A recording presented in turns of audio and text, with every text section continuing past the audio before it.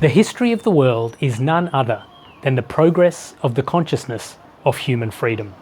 So said Hegel many, many years ago. When we look through human history, there is something in that.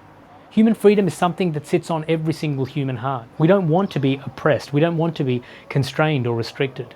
The idea and ideals of freedom, as we've fought for them, has allowed us to do away with evils like slavery, to fight for labour laws and labour rights, to come up with an intellectual basis for important things like human rights and democratic government, the capacity for people to have a say in how they're governed and who governs them. Freedom is intrinsic and important to all of these things. But in the recent years, it seems that we've reduced the concept of freedom.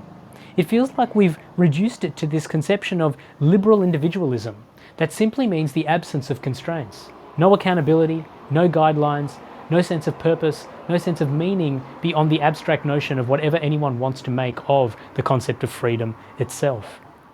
Maybe it's time for a countercultural look at freedom. In the Bible, interestingly, the conversation that Jesus has about freedom is a conversation that is the longest single discussion that Jesus has with any individual. It happens in the middle of the day at a well with a Samaritan woman. Through this conversation, we learn a lot about this woman.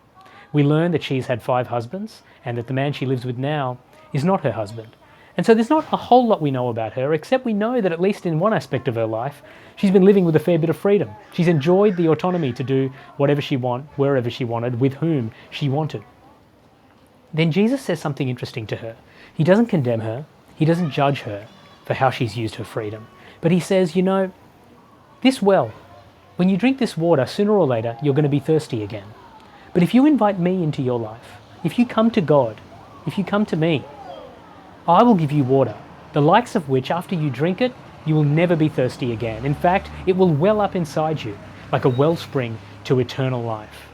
She's amazed. Her entire life is transformed. Her entire conception of freedom is transformed. Why is that? Because Jesus did something that I think we all need to do today, that our post-truth culture needs to hear. Jesus links freedom inextricably with flourishing.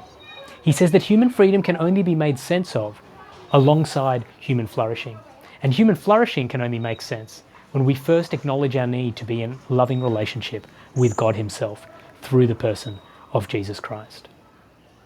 If something goes wrong with your iPhone, you don't take it to the dishwasher repairman, you don't take it to the auto mechanic, you don't take it to a gardener, you take it to Apple. Why?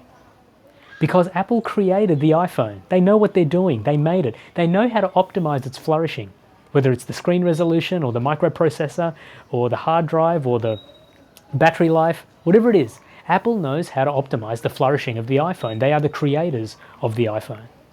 So it is with you and me, friends. If we want to know how to optimize our flourishing, we need to reconceptualize freedom, and we need to first go to our Creator. He knows how we flourish best. And so we see that freedom takes on a completely countercultural twist here. Freedom becomes not simply what the world has made it, not simply about being able to do whatever we want, whenever we want, the absence of constraints. No, freedom is about choice. The choice to make the kinds of decisions, to submit to the right kind of authorities, to put ourselves in the right kind of relationships, so as to optimize our flourishing. And there's no better relationship to place ourselves in than a relationship with our Creator. He knows us better than we know ourselves. He loves us more than we could possibly imagine.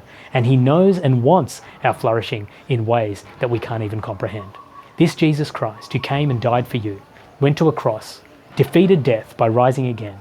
He now is offering us flourishing. In John 10:10, He tells us, I have come so you can have life and have it to the full. He's talking about flourishing. He's first given you the freedom to make the choice. Let's use our freedom to optimize our flourishing. Let's use our freedom to give ourselves back to our Creator and to walk humbly and joyfully and in a flourishing life with Him. Thanks again for joining me. God bless you, and I'll see you again soon.